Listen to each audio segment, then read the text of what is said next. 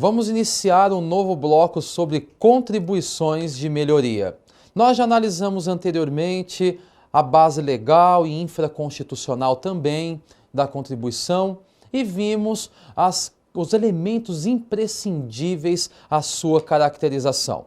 Somente aqui novamente com caráter de recapitulação, nós temos que lembrar que a contribuição de melhoria tem base constitucional no artigo 145, inciso 3, e guarda também uma base infraconstitucional no artigo 81 do Código Tributário Nacional. E os dois requisitos imprescindíveis são: temos que ter a execução de uma obra pública e que esta obra pública ela enseje uma valorização imobiliária. Bom, vamos começar a caminhar novamente pelos nossos slides e vamos desbravando a contribuição de melhoria. Acompanhem comigo, vamos lá. O Decreto-Lei de número 195 de 1967 dispõe em seu artigo 2º que o fato gerador do referido tributo será a valorização do imóvel de propriedade privada em virtude de obras públicas. Então percebam que nós temos, além do Código Tributário Nacional e da Constituição Federal, apresento aqui como base o Decreto de número 195 de 1967. Esse decreto, ele reitera aquilo que eu mencionei anteriormente sobre a contribuição de melhoria, que para que nós tenhamos, portanto, a incidência, a necessidade da existência de uma obra pública e que esta obra pública gere uma valorização imobiliária. Lembrando novamente, a contribuição de melhoria, ela vem à tona na realidade linkada com uma valorização de um imóvel, ou seja, a necessidade que tenhamos a valorização de um imóvel que decorra de uma obra pública para que tenhamos a contribuição. Vamos à frente para um próximo slide. O artigo citado anteriormente, que foi o artigo do decreto que vimos, traz uma lista de obras públicas que ensejam a incidência da contribuição de melhoria. Parte da doutrina entende que a referida lista é meramente exemplificativa. Eduardo Sabag, em seu Manual de Direito Tributário, entende que tal lista é taxativa. Bom, nós vimos um decreto anteriormente, mais precisamente um decreto de número 195 de 1967 e que seu artigo 2º ele traz o fato gerador da contribuição de melhoria. Só que esse decreto que nós acabamos de analisar, ele efetivamente traz um rol, uma lista de eventuais obras públicas que levarão à incidência da contribuição de melhoria. Ou seja, ela traz uma relação de obras públicas que, ao serem executadas, levam ou ensejam a incidência da contribuição de melhoria. Qual é uma questão importante a se analisar? Ao termos a vinda à tona dessa lista, desse rol, a doutrina se divide. Ela passa a ter, portanto, entendimentos diversos. Parte da doutrina entende que a lista disposta no decreto é uma lista meramente exemplificativa, ou seja, não há necessidade de que sejam estritamente aquelas obras dispostas no decreto que deverão ser executadas para dar ensejo à contribuição de melhoria. Ou seja, a parte da doutrina entende que qualquer obra pública, além daquelas que estão explicitadas no decreto, poderão levar à contribuição de melhoria desde que haja a valorização imobiliária. Já, como menciono no slide, Eduardo Sabag, em seu Manual de Direito Tributário, ele entende que o rol disposto no decreto, ele é taxativo, ou seja, para que nós tenhamos a incidência da contribuição de melhoria, há necessidade que seja executada uma das obras explicitadas no decreto.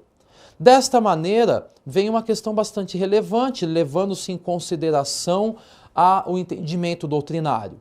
De acordo com o entendimento doutrinário, se nós levarmos em consideração que o rol é exemplificativo, qualquer obra além daquelas explicitadas no decreto, desde que levem à valorização imobiliária, poderão dar ensejo à contribuição de melhoria.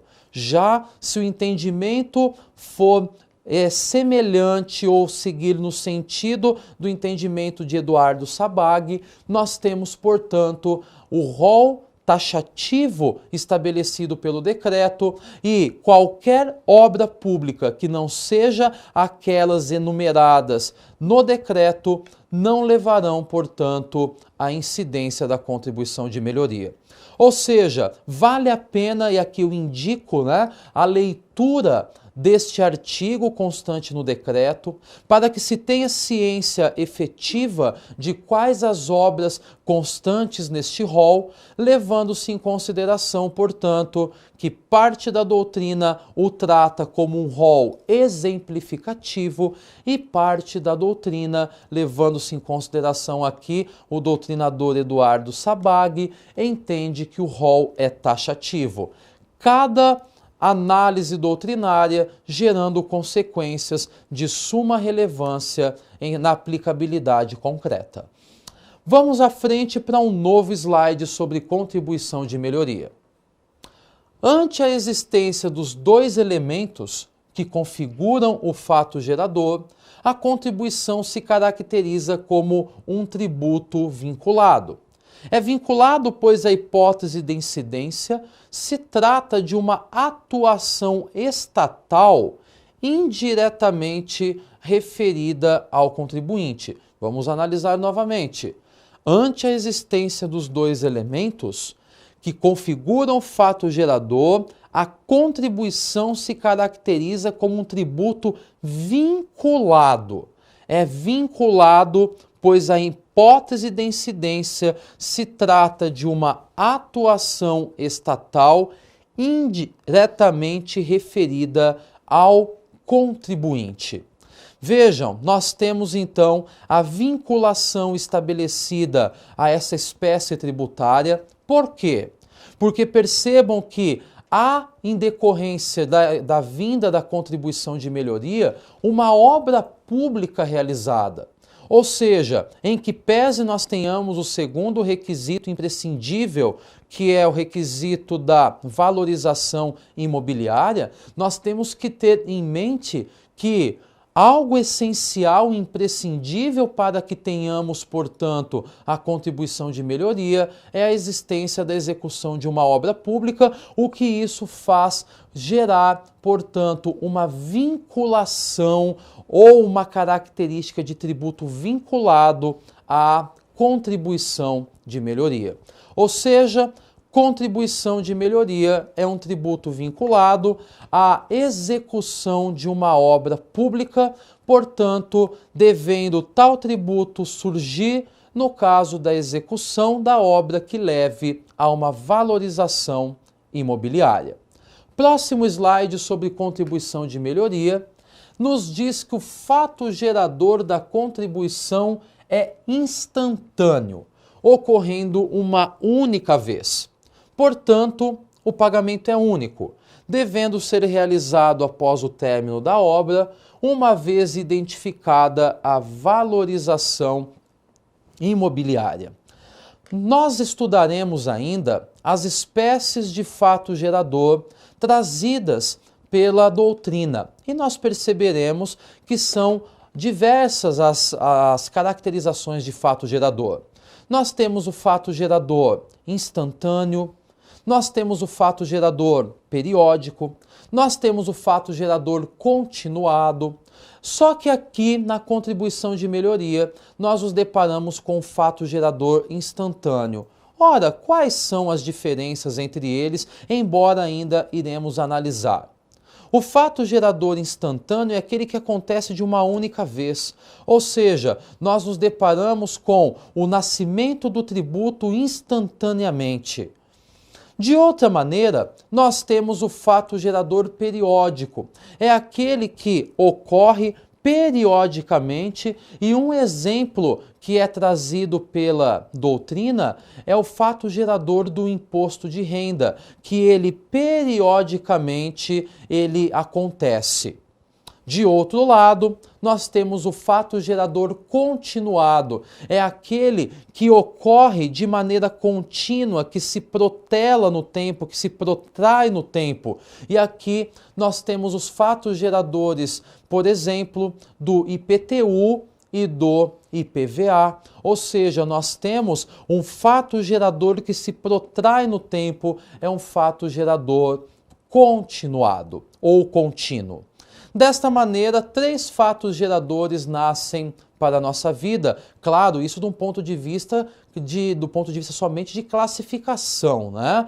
Uma classificação em fato gerador instantâneo, periódico ou continuado. E fica claro na análise do slide que fizemos que o fato gerador da contribuição de melhoria é um fato gerador instantâneo, que acontece uma única vez. Por que acontece uma única vez?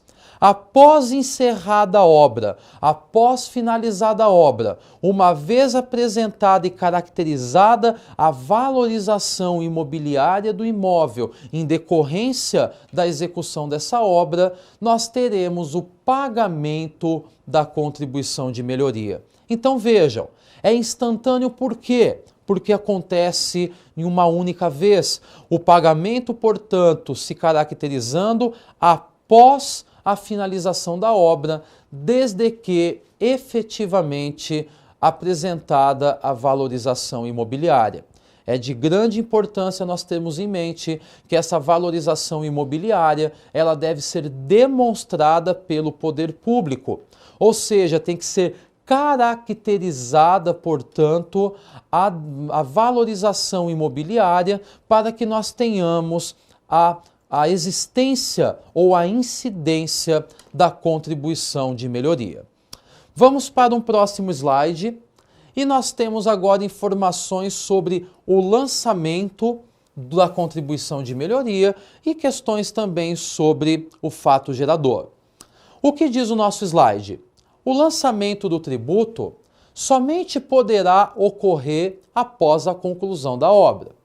É pacífico o entendimento do STF no sentido de que o fato gerador da contribuição é a efetiva valorização do imóvel decorrente de obra pública, pelo que o recapeamento de via pública já asfaltada por si só não autoriza a cobrança de um tributo. Vamos analisar o segundo item, ele é bastante importante esse entendimento do STF. É pacífico o entendimento do STF no sentido de que o fato gerador da contribuição é a efetiva valorização do imóvel decorrente de obra pública, pelo que o recapeamento de via pública já asfaltada por si só não autoriza a cobrança do tributo. Vejam que questão importante que surge. Para nós termos então o lançamento do tributo, da contribuição de melhoria, necessário se faz que nós tenhamos tal acontecendo após o término da obra. Uma vez encerrada a obra, nós sabemos que haverá a possibilidade de ter-se a cobrança da contribuição de melhoria.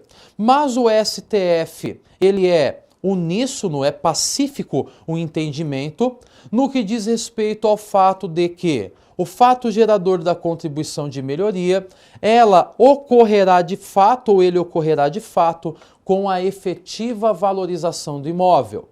O que traz, portanto, de acordo com o STF, o fato de que o recapeamento de uma via pública, por si só, não caracteriza fato gerador da ocorrência de uma contribuição de melhoria.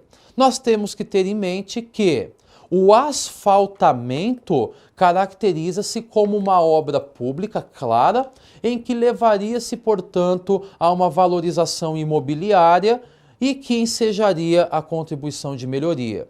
Já de outro lado, o recapeamento por si só, sem a caracterização, portanto, da valorização imobiliária, não traz o condão de termos, portanto, a incidência da contribuição de melhoria, pois, como já foi mencionado anteriormente, há necessidade da cumulação dos dois requisitos para que tenhamos a exigibilidade da referida contribuição.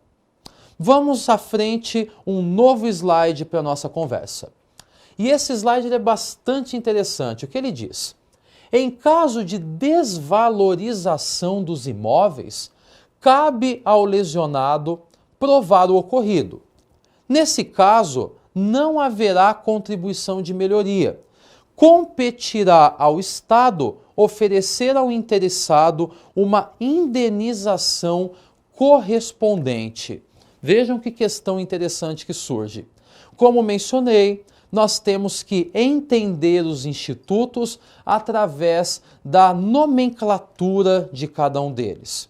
E como eu já havia dito, nós temos aqui a contribuição de melhoria. É uma contribuição que incide sobre uma situação que é elevada a uma questão superior, a uma situação superior. Ou seja, somente teremos a contribuição de melhoria se tivermos uma valorização imobiliária. E aí surge a grande dúvida. E se nós tivermos uma desvalorização imobiliária? Imaginem uma obra pública que, ao invés de melhorar, beneficiar, valorizar o imóvel, nós temos uma obra pública que desvaloriza o imóvel, que traz um prejuízo para o proprietário. É importante nós termos em mente que, se a contribuição ela é de melhoria, ela não será cobrada em caso de desvalorização imobiliária. Ou seja, em caso de desvalorização imobiliária, não há contribuição de melhoria. O que surge é a possibilidade de indenização estatal em decorrência do prejuízo sofrido e suportado pelo proprietário do imóvel objeto de prejuízo. Então vejam, se eventualmente eu me deparo com uma obra pública que atinge ou gera reflexos no meu imóvel, se os reflexos forem positivos de valorização, podem surgir, portanto, as regras da contribuição de melhoria. Mas, de outro lado, se o reflexo for negativo e nós tivermos uma desvalorização, essa desvalorização dará ensejo não à contribuição de melhoria, mas à indenização estatal pelo prejuízo sofrido. É de grande importância nós termos em mente que, em caso de desvalorização, para que se tenha a indenização estatal pelo prejuízo, necessário se faz que o interessado efetivamente prove, demonstre o prejuízo que recaiu o seu imóvel. Então, questão bastante importante. Se nós tivermos uma valorização imobiliária, surge a contribuição de melhoria. Em caso de desvalorização imobiliária, a contribuição de melhoria não vem à tona, mas o que surge é uma possibilidade, uma eventual indenização estatal, mas para tal há necessidade, portanto, de comprovação do efetivo prejuízo por parte do interessado. Vamos a um novo slide para nós analisarmos mais questões sobre a contribuição de melhoria. Agora nós temos aqui o entendimento do STJ em um recurso especial. Para o STJ, se não houver aumento do valor do imóvel, não pode o poder público cobrar-lhe a mais-valia. A lei relativa à contribuição observará os requisitos mínimos estabelecidos no artigo 82 do CTN, como, por exemplo, memorial descritivo, orçamentos, dentre outros. Então vamos lá. Primeira questão. Nós temos aqui um recurso especial, que foi, então, portanto, um julgamento, né, de um recurso especial provindo do Superior Tribunal de Justiça, e o STJ, nesse recurso especial de número 200.283 de São Paulo, ele novamente traz à tona que a essencialidade para nós termos a contribuição de melhoria é a valorização imobiliária. Então, sem a valorização imobiliária, não há possibilidade, portanto, da cobrança da contribuição de melhoria. Só que nós temos que ter em mente que, como eu já havia relatado anteriormente, a contribuição de melhoria ela é dotada de um caráter de instituição pautado numa competência comum, ou seja, poderão instituir contribuições de melhoria a União, os estados, o Distrito Federal e os municípios. Desta maneira, em se caracterizando como um tributo de competência comum, qualquer um deles poderá instituir a contribuição. É importante nós termos em mente que a lei instituidora da contribuição, seja uma lei estadual, municipal, federal ou distrital, no caso do Distrito Federal, eles deverão ou elas deverão observar os requisitos que estão estampados no artigo 82 do Código Tributário Nacional. Ou seja, para que se tenha a incidência da contribuição de melhoria, além dos elementos imprescindíveis de execução de uma obra pública e também de valorização imobiliária, se faz necessário que a lei instituidora observe os requisitos dispostos no artigo 82. E eu trouxe, entre parênteses no slide que analisamos, que o artigo 82 possui requisitos de implantação, requisitos que a lei instituidora deverá observar, como, por exemplo, memorial descritivo da obra, também os orçamentos ligados à obra, ou seja, o artigo 82 traz requisitos imprescindíveis para que nós tenhamos a lei instituidora observando tais requisitos para a criação da contribuição de melhoria, ora federal, estadual, municipal ou até mesmo uma contribuição de melhoria distrital. Como já vimos, trata-se de um tributo que pode ser federal, estadual, municipal ou distrital, dependendo de quem é efetivamente o seu ente tributante. Seguindo à frente, temos um novo slide. E esse novo slide, ele traz informações ainda sobre entendimento do STJ.